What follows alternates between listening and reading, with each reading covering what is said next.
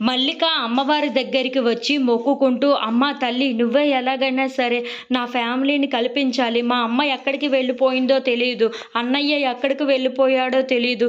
కానీ మేమందరం ఒకటయ్యే విధంగా నువ్వే చూడాలమ్మా.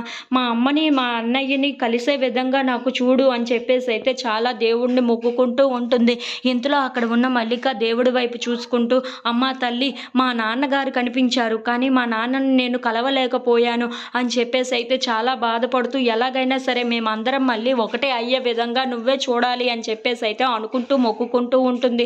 ఇంతలో బుజ్జి అటువైపుగా నడుచుకుంటూ వెళ్తూ ఉంటాడు. బోనం ఎత్తుకొని రమ్య వస్తూ ఉంటుంది. అక్కడ ఒక కొబ్బరి చెప్ప దారిలో పడి ఉండటం చూసి ఒక్కసారిగా షాక్ అయిపోయి పరిగెట్టుకుంటూ అయితే వెళ్తూ ఉంటాడు.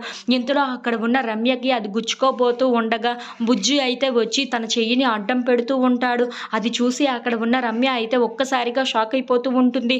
ఏంటి నా కాళ్ళ కింద ఎవరో చెయ్యి వచ్చినట్లుగా ఉంది అని చెప్పేసి అయితే అనుకుంటూ అక్కడ ఉన్న వాళ్ళ వైపు అలా చూస్తూ ఉంటుంది. ఇంతలో అక్కడ ఉన్న బుజ్జి కూడా నేను కాపాడాను కానీ నాకు బాగా నొప్పిగా ఉంది అని చెప్పేసి అయితే అనుకుంటూ ఆ కొబ్బరి చెప్పని నెమ్మదిగా కింద నుండి తీసేస్తూ ఉంటాడు. ఇంతలో పైకి తన తల ఎత్తి అక్కడ ఉన్న వాళ్ళ అమ్మని చూసి ఒక్కసారిగా షాక్ అయిపోతూ ఉంటాడు. అమ్మా అని చెప్పేసి అయితే అంటూ రమ్య వైపు అలా చూస్తూ ఉంటాడు.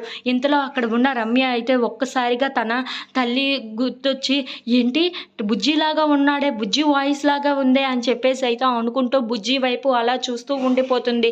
If you like this video please like, share and subscribe.